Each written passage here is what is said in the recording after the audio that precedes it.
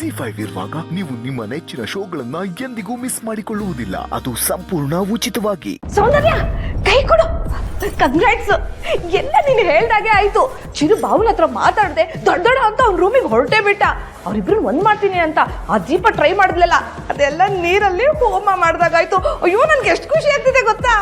ಚಿರು ಯಾವತ್ತಿದ್ರು ನಾನು ಹಾಕಿದ ಗೆರೆ ದಾಟಲ್ಲ ಅಂತ ಇವತ್ತಾದ್ರೂ ನಿಮ್ಗೆ ಅರ್ಥ ಆಯ್ತಾ? ಬರೀ ನನಗ್ ಮಾತ್ರ ಅಲ್ಲಮ್ಮ, ಇಡೀ ಮನೆಯವ್ರಿಗೆ ಅರ್ಥ ಆಯ್ತು ಬಿಡು. ಚಿಕ್ಕ ವಯಸ್ಸಿಂದ ತಾಯಿಯಾಗಿ ಅವನ್ನ ಸಾಕಿರೋ ನನಗೆ ಅವ್ರ ತಂದೆ ಮೇಲೆ ಅವ್ನಿಗೆ ಏನು ಅಭಿಪ್ರಾಯ ಇದೆ ಅಂತ ಗೊತ್ತಿರೋದಿಲ್ವಾ? ಹೌದೌದು, ಈಗಲೇ ಹೋಗಿ ಆ ದೀಪದ ಮುಖಕ್ಕೆ ದೊಡ್ಡ ಮಂಗಳಾರತಿ ಮಾಡ್ತೀನಿ. ನೀನು ನೋಡಿ ಹೋಗ್ತೆ ಬಾ ಬಾ.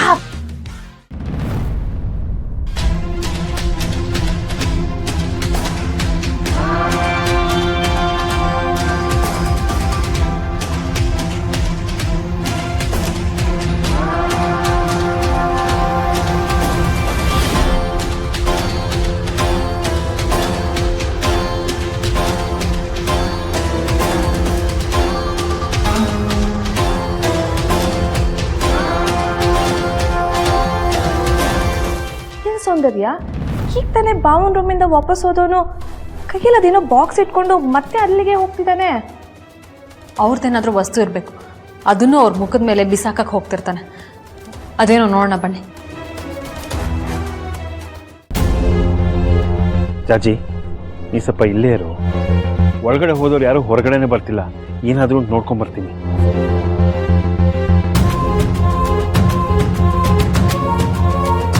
ಚಿರು ನಿಮ್ ಜೊತೆ ಮಾತಾಡ್ಲಿಲ್ವಾ ಅಪ್ಪ?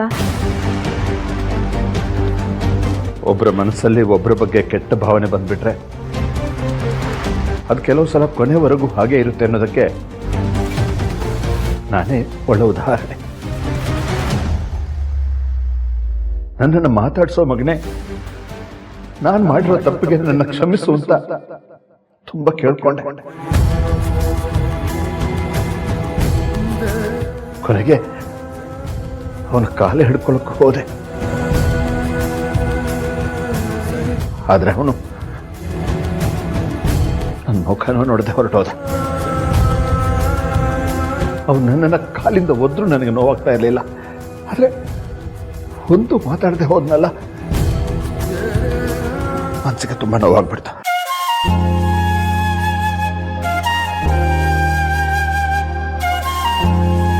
ನೀವೊಂಚೂರು ಮನುಷ್ಯತ್ವನೇ ಇಲ್ಲ ಅನ್ಸತ್ತೆ ಅಪ್ಪ. ನೀವು ತಪ್ಪು ಮಾಡದೆ ಇದ್ರು ಕ್ಷಮೆ ಕೇಳಿ ಅವ್ನ ಕಾಲಿಡ್ಕೊಳಕ್ ಹೋದ್ರು ಅವ್ನ ಅಹಂಕಾರದಿಂದ ಮಾತಾಡದೆ ಹೋಗಿದ್ದಾನೆ ಅಂತ ಅಂದ್ರೆ ನೋಡಿ, ನೀವ್ ಯಾವತ್ತೂ ಇನ್ಮೇಲೆ ಅವನ ಜೊತೆ ಮಾತಾಡಬಾರ್ದು. ನೀವಷ್ಟೇ ಅಲ್ಲ, ಇನ್ ಮುಂದೆ ಚಿರುನ ನಾನು ಮಾತಾಡ್ಸಲ್ಲ.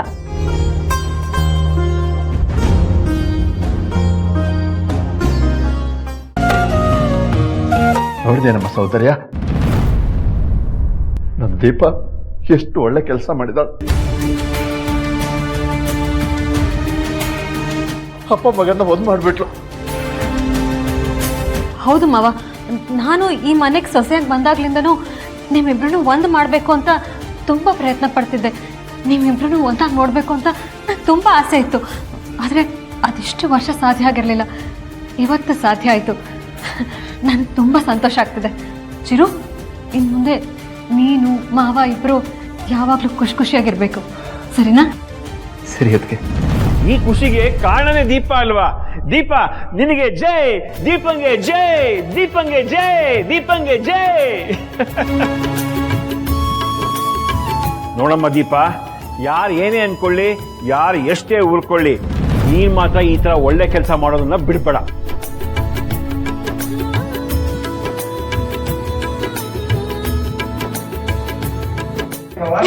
ಆಯ್ತು ಚಿಕ್ಕ ಮಾವ. ಇದೇ ಖುಷಿಗೆ ಬನ್ನಿ ಎಲ್ಲ ಹೋಲಿ ಆಡೋಣ. ಅದಕ್ಕೂ ಮೊದಲು ನಮ್ಮಪ್ಪ ನಂಗೆ ಬಣ್ಣ ಹಚ್ಬೇಕು. ಅದಕ್ಕೇನಂತೆ, ಕೊಡಮ್ಮ ದೀಪ.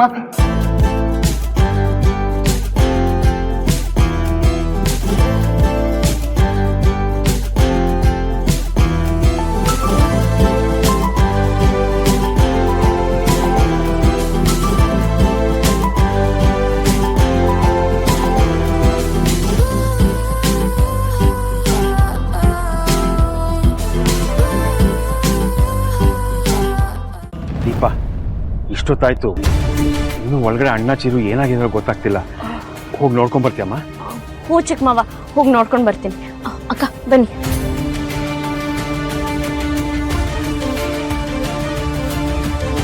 ನೀನು ಚೆನ್ನಾಗಿ ಓದಲಿ, ಇಂಡಿಪೆಂಡೆಂಟ್ ಆಗಲಿ ಅನ್ನೋ ಉದ್ದೇಶದಿಂದ ನಾನು ನಿನ್ನನ್ನು ಹಾಸ್ಟೆಲ್ಗೆ ಸೇರಿಸಿದ್ನೇ ಹೊರತು ಬೇರೆ ಯಾವ ದುರುದ್ದೇಶದಿಂದನೂ ಅಲ್ಲ. ನೋಡು, ನಿನಗೆ ನಾನು ಮಾಡಿದ್ದು ಅಂತ ದೊಡ್ಡ ತಪ್ಪು ಅನಿಸಿದ್ರೆ ನಿನಗೆ ಯಾವ ಶಿಕ್ಷೆ ಬೇಕಾದ್ರೂ ಕೊಡೋಣ. ಆದ್ರೆ ನನ್ನ ಜೊತೆ ಮಾತ್ರ ಇರಬೇಡ. ನನ್ನ ಜೀವನದಲ್ಲಿ ನನಗೆ ಉಳಿದಿರೋದು ಎರಡೇ ಆಸೆ. ಒಂದು, ಅರ್ಚನನ ಮದುವೆ ಮಾಡಬೇಕು. ಇನ್ನೊಂದು, ನೀನು ನನ್ನ ಜೊತೆ ಮೊದಲಿನ ತರನೇ ಇರಬೇಕು ಅನ್ನೋದು. ಹೇಳುವಾಗ ಈ ಆಸೆ ಈಡೇರುತ್ತಾ?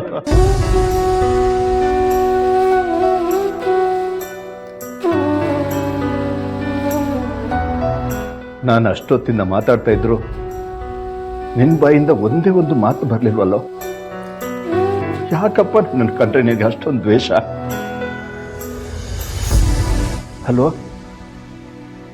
ನನ್ನ ಮನಸ್ಸಲ್ಲಿರೋದನ್ನೆಲ್ಲ ಹೇಳ್ಕೊಂಡ್ರು ನಿನ್ಗೆ ಇನ್ನೂ ನನ್ನ ಮೇಲೆ ಕೋಪ ಕಡಿಮೆ ಆಗಿಲ್ವೇನೋ? ನಿನ್ ಕಾಲಿಗೆ ಬಿದ್ದು ಕ್ಷಮೆ ಕೇಳೇನೋ? ಆಗ್ಲಾದ್ರೂ ಕ್ಷಮಿಸ್ತೀಯ?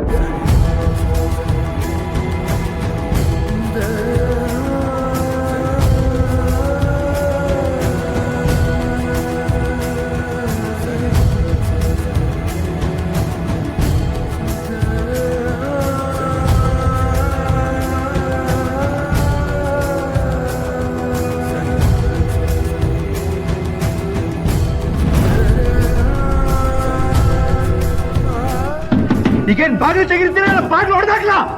ದೀಪ ಅವರೇ,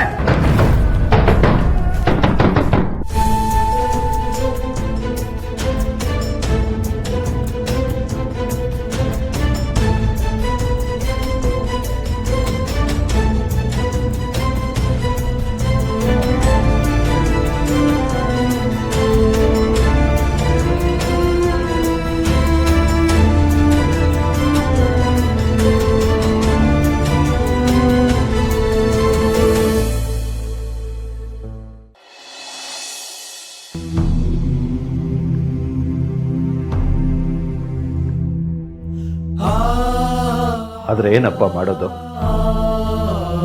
ನಿನ್ ಜೊತೆ ಮಾತಾಡ್ಬೇಕು, ಮೊದಲನ ಹಾಗೆ ನಿನ್ನನ್ನ ಮನಸ್ಸಾರೆ ಅಪ್ಪಿ ಮುದ್ದಾಡ್ಬೇಕು ಅನ್ನೋ ಬಹಳ ವರ್ಷಗಳ ನನ್ನ ಆಸೆನ ನನ್ನ ದೀಪ ಹತ್ರ ಹೇಳ್ಕೊಂಡೆ. ಅದಕ್ಕೆ ಅವಳೆ ನಿನ್ನನ್ನು ಇಲ್ಲಿಗೆ ಕರೆಸೋ ನಿರ್ಧಾರ ಮಾಡಿದ್ಲು. ನೋಡ್ತಿರು, ಇದರಲ್ಲಿ ಪಾಪ ದೀಪದ್ದೇನು ತಪ್ಪಿಲ್ಲ ಕಣೋ. ನಿನ್ನನ್ನು ಕರೆಸ್ಕೋಬೇಕು ಅಂತ ನಾನು ಆಸೆ ಪಟ್ಟನಲ್ಲ, ಅದು ನಂದೇ ತಪ್ಪು. ZEE5 ಆಪ್ ಡೌನ್ಲೋಡ್ ಮಾಡಿ ಎಲ್ಲಾ ಸಂಚಿಕೆಗಳನ್ನು ಸಂಪೂರ್ಣ ಉಚಿತವಾಗಿ ನೋಡಿ.